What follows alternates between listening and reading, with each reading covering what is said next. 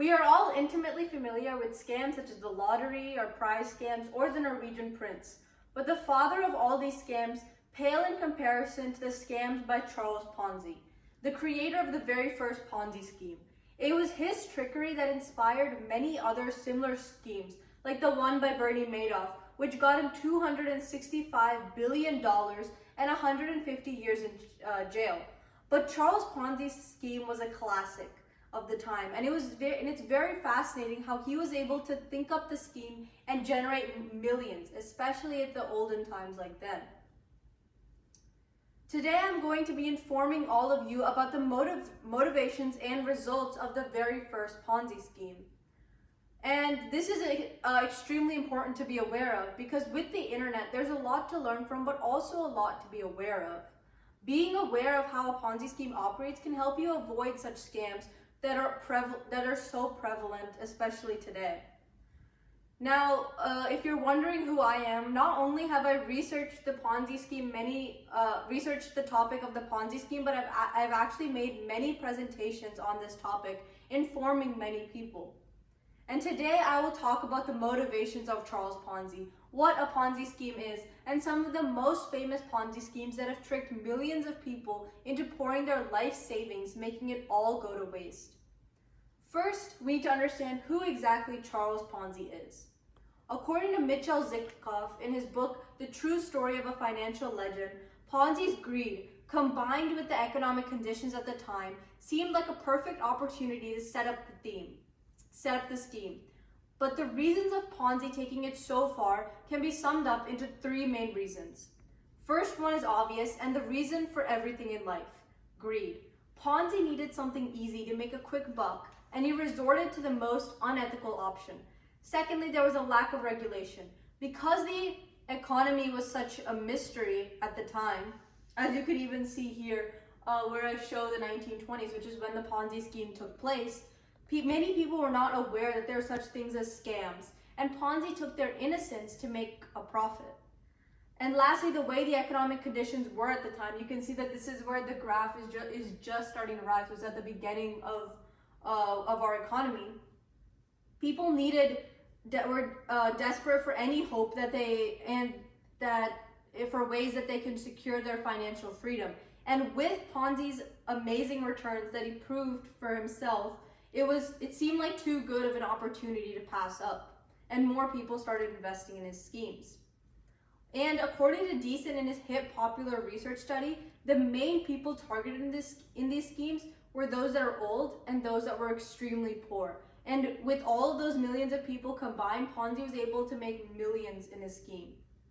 So now that we know a little about Ponzi and the conditions of the time, we can now look at how the scheme is set up. In an article written by Stephen Wiseman in the Time magazine, he gives a full description of how Charles Ponzi's scheme actually works. But before we get into that, we must explore what exactly is a Ponzi scheme. So as you can see here, a Ponzi scheme is essentially where money from a constant stream of new investors is used to pay off earlier investors, where the orchestrator of the scheme can take the profit made by these investors. So Ponzi with his scheme was able to pay back those old investors with more returns, since he would have these people paying off these people and these people paying off him, which making him the only one who really benefits from the scheme. And Ponzi's scheme tricked investors to thinking that they were really investing in Ponzi, who was investing in international reply coupons, which seemed to be a big way to make profit. And the scheme just started off with a few investors who would see their investment grow 2 times the amount they invested in, when in reality there was no investing in these IRCs, and in fact Ponzi was just using his other investors to pay back the old investors. This motivated even more people to invest.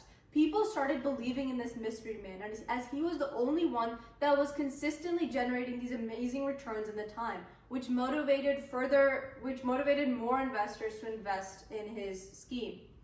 Finally, he was eventually caught because of the speculation going on in how he was actually generating these returns, since these returns were going faster than the market for the IRCs was actually winning.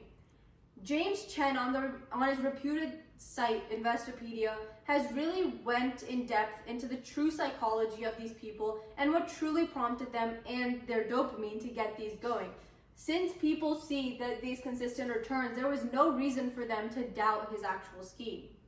So now that we've discussed how Ponzi scheme actually works, let's look at more recent examples and maybe see how you can also avoid getting fooled from these schemes.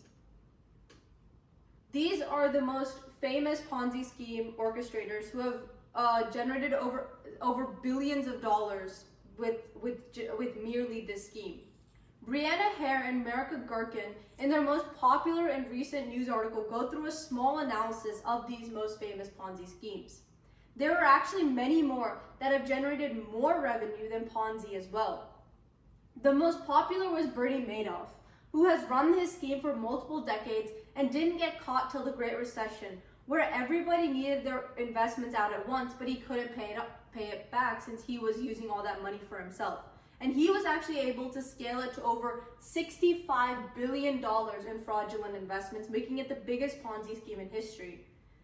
Here we have Alan Stanford, whose Ponzi scheme was scaled to over $7 billion in fake certificates of deposits.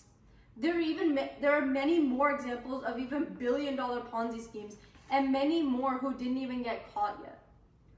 With all of this, we need to know if there is actually a solution.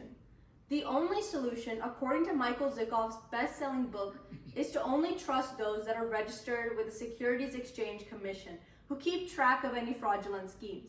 However, this method isn't immune to this tomfoolery. So that concludes my discussion on other famous Ponzi schemes. So let's review what we have learned so far. Just as the greed for money increases, so does the motivation to conduct these schemes. So we must be aware of any of these before making these huge financial commitments. There are many more examples of these three men that I have discussed. Ponzi schemes are great for the orchestrator until, of course, they get caught. But the people that these famous people took advantage of are no different from all of you.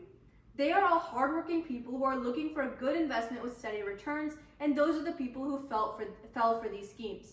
Just remember, if it's too good to be true, it probably is.